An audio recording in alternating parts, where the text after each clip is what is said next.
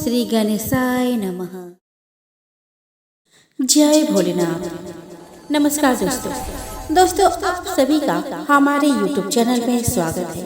दोस्तों आज इस वीडियो में मैं आपको बताऊंगी मार्च महीने का आखिरी प्रदोष व्रत कब है। आप जानेंगे इसके सही डेट, शुभ मुहूर्त एवं पूजन विधि के बारे में एवं सबसे अंत में आप श्रवण करेंगे प्रदोष व्रत कथा। तो चलिए दोस्तों यह वीडियो शुरू करें। दोस्तों हिंदू धर्म में हर माह के शुक्ल पक्ष और कृष्ण पक्ष की त्रयोदशी तिथि को प्रदोष व्रत रखा जाता है।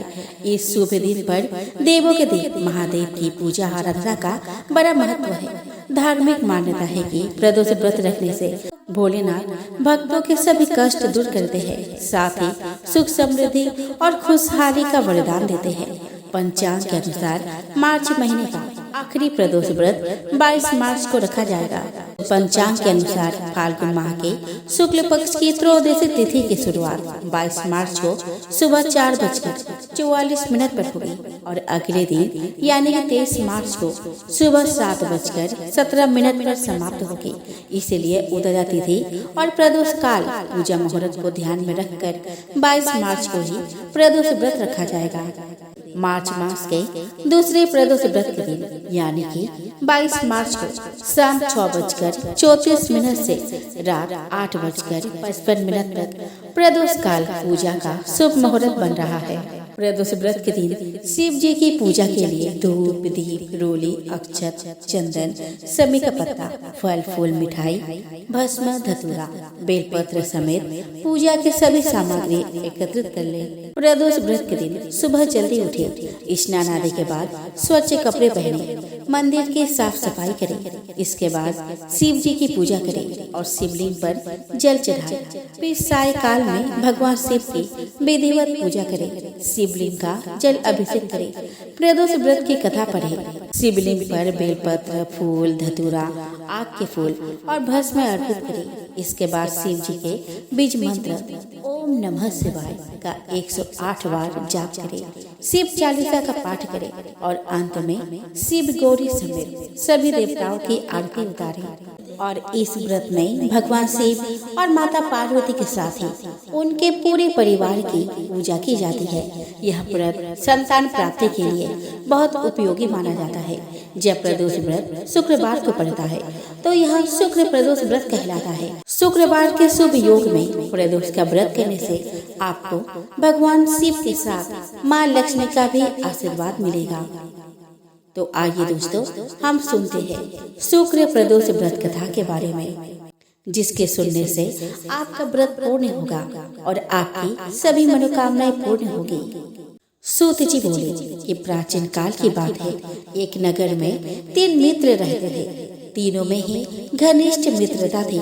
उसमें एक राजा का बेटा, दूसरा ब्राह्मण पुत्र, तीसरा सेठ का पुत्र था। राजकुमार व ब्राह्मण पुत्र का विवाह हो चुका था। सेठ पुत्र का विवाह के बाद गौना नहीं हुआ था। एक दिन तीनों मित्र आपस में स्त्रियों की चर्चा कर रहे थे। ब्राह्मण पुत्र ने नारियों की प्रशंसा करते हुए कहा कि नारी ही घर भूतों का डेरा होता है। सेठ पुत्र ने यह वचन सुनकर अपनी पत्नी लाने का तुरंत निश्चय किया। सेठ पुत्र अपने घर गया और अपने माता पिता को अपना निश्चय बताया।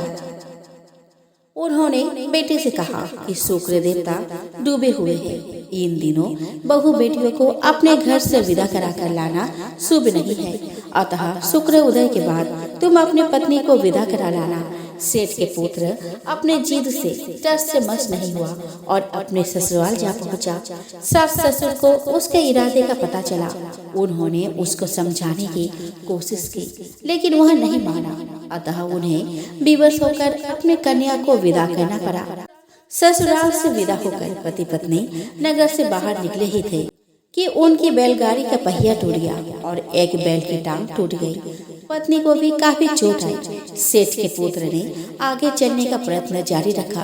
तभी डाकुओं से भेंट हो गई और वे धन धान्य लूट कर ले गए। सेठ का पुत्र पत्नी सहित रोता पिटता अपने घर पहुंचा। जाते ही उसे सांप ने डस लिया। उसके पिता ने वैद्यों को बुलाया। उन्होंने देखने के बाद घोषणा की कि आपका पुत्र 3 दिन में मर जाएगा। उसी समय इस घटना का पता ब्राह्मण पुत्र को लगा। उसने सेठ से कहा, आप अपने लड़के को पत्नी सहित बहू के घर वापस भेज दो। यह सारी बाधाएं इस कारण से आई है कि आपका पुत्र शुक्रास्त में पत्नी को विदा कर ला रहा है। यदि वह वहां पहुंच जाएगा तो बच जाएगा। सेठ को ब्राह्मण पुत्र की बात जच गई और अपने पुत्र वधू और पुत्र को वापस लौटा दिया। वहां पहुंचते ही सेठ के पुत्र की हालत ठीक होने आरंभ हो गई। तत्पश्चात उन्होंने अपना शेष जीवन बहुत ही सुखपूर्वक बिताया और मृत्यु के बाद स्वर्गलोक हो गए।